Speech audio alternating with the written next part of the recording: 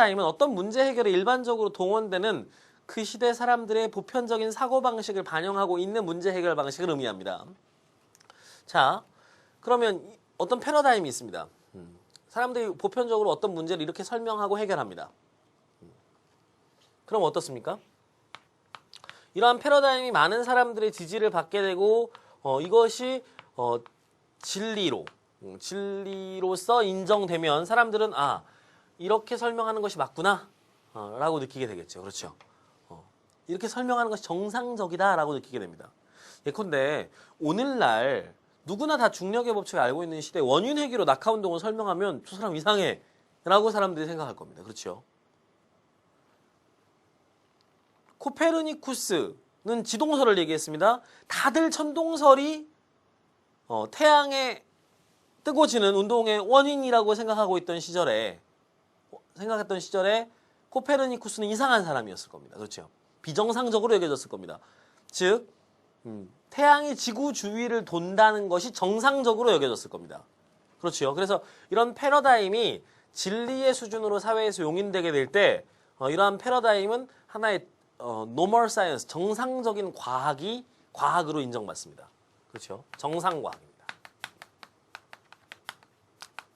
그래서 많은 지지 속에서 패러다임은 정상과학이 됩니다. 이러한 이제 정상과학이 되고 나면 사람들은 이러한 정상과학을 통해서 실제 우리의 삶에서 많은 것들을 설명해 보고자 합니다. 그러겠죠. 그래서 수많은 사례들을 설명하는 과정에서 정상과학이 설명할 수 있는 영역은 점점 넓어집니다. 그래서 정상과학의 발전과 그리고 확대가 이루어지게 됩니다. 그러나 이 과정에서 동시에 정상과학에 의해서 설명할 수 없는 문제들도 남게 됩니다. 그렇죠. 오류가 남게 되는 겁니다. 오류도 축적됩니다. 예컨대 천동설의 시대를 생각해 봅시다. 천동설은 별의 운동 그리고 달의 운동, 해의 운동을 모두 관측한 결과로서 만들어진 것입니다. 그렇죠. 그러므로 그 당시에는 이것이 정상과학으로 여겨졌습니다. 그리고 많은 것들을 설명하는데 이용되었지요. 하지만 오류도 있었습니다. 왜냐하면 실제로는 태양의 주위를 지구가 돌고 있었기 때문에, 그렇죠. 지구가 돌고 있었기 때문에 지구 바깥에 있는 행성, 즉 외행성들의 운동을 관측해보면 기이한 현상이 발생하게 됩니다. 과학적으로 외행성의 운동은 이렇게 쭉 진행이 되다가 며칠간 뒤로 이렇게 진행됩니다. 왜냐하면 지구와 궤도가 이렇게 엇갈리게 되면 속도가 엇갈려서 지구와 진행 방향이 엇갈리는 순간이 되면 그 순간에 갑자기 뒤로 진행하는 한 3, 4일, 목성 같은 경우는 3일 정도가 뒤로 이렇게 진행하는 결과를 보입니다. 그러다가 다시 이렇게 또 앞으로 진행되게 되지요. 그런데 천동설을 믿는 과학자가 이런 외행성의 운동, 목성의 운동을 관측한다고 해봅시다. 그래서 천구 그림을 만들어 놓고 거기에 모든 종이상에 계속해서 목성의 위치를 매일매일 점을 찍어서 관측하고 있었습니다. 그렇죠. 그런데 어느 날 목성이 뒤로 갑니다. 깜짝 놀라겠죠. 하지만 생각해 봅시다. 정말 목성이 뒤로 갔다고 생각할까요? 아닙니다. 이 경우에 과학자는 목성이 뒤로 갔기보다는 자기의 실수가 없었는지를 먼저 생각하게 될 겁니다. 그렇죠. 누군가 망원경의 위치를 바꿔놨다고 생각하게 될지도 모릅니다. 그렇죠.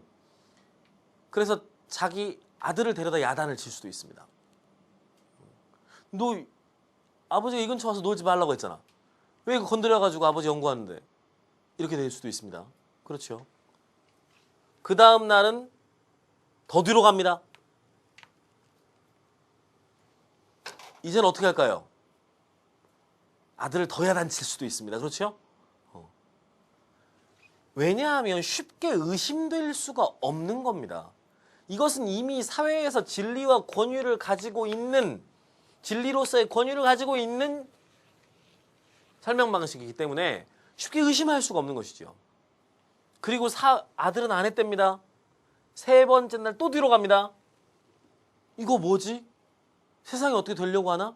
정말 목성이 뒤로 가고 있는 건가? 의심을 합니다. 그런데 그 다음 날부터 다시 앞으로 가기 시작합니다. 그렇죠. 이제 누가 이런 거야? 라고 생각하게 되겠죠. 결국 이런 오류들은 과학자들에게 정상과학을 의심할 정도는 아니지만 어떤 데이터로서 계속해서 축적되어 있을 것입니다. 그러다가 어느 날 새로운 패러다임이 등장합니다. 즉, 이 천구상의 모든 운동을 지동설로 설명할 수 있다. 지구가 태양의 주위를 도는 것으로 설명할 수 있다고 주장하는 지동설이라는 새로운 뉴 패러다임이 등장합니다. 이 뉴 패러다임이 이제 새로운 패러다임이 등장을 하는 것이죠. 그러면 어떻게 될까요?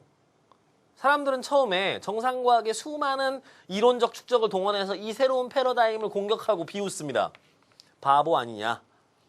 라는 거죠. 지구가 어떻게 태양 주위를 돌아? 지구와 태양까지의 거리가 1억 8천만 킬로미터인데 그걸 반지름으로 해서 원주를 돌면 수억 킬로미터가 될 텐데 그것을 지구가 365일 만에 돌려면 지구가 대체 시속 얼마의 속도로 돌고 있다는 거야?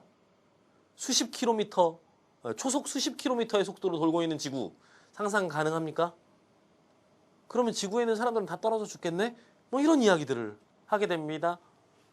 말이 안 된다, 상식적이지 않다, 지구는 누가 돌리냐 등등 수많은 세속적이고 과학적인 반론들이 제기되면서 새로운 패러다임은 박해받고 공격받습니다. 그리고 어느 날 과학자들이 모여서 또 지동설을 공격하고 비판하고 있었을 겁니다.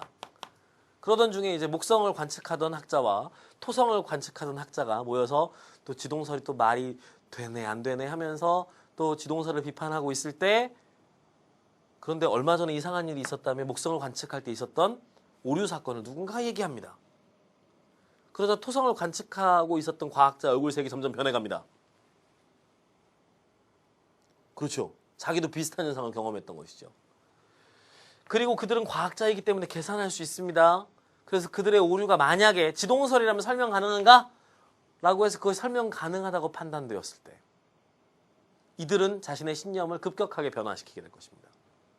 즉, 축적된 오류마저도 새로운 패러다임이 설명할 수 있다는 사실을 알게 되면, 그래서 정상과학보다 새로운 패러다임이 훨씬 더 많은 설명력을 가지고 있고 과거의 오류까지도 해결할 수 있는 문제 해결 방식이라는 사실을 알게 되면 과학자들은 대거 새로운 패러다임으로 이동합니다. 마치 종교적 개종이나 변절처럼 이동한다는 것입니다. 바로 이 과정을 토마스 쿤은 과학혁명이라고 부릅니다. 그래서 과학은 쉽게 의심되지 않는다. 그 주관주의적인 과학의 진리는 아무리 반증 가능성에 대해서 과학이 방법론적으로 열려있다 할지라도 사회적 구조 안에서 쉽게 포기되지 않는다.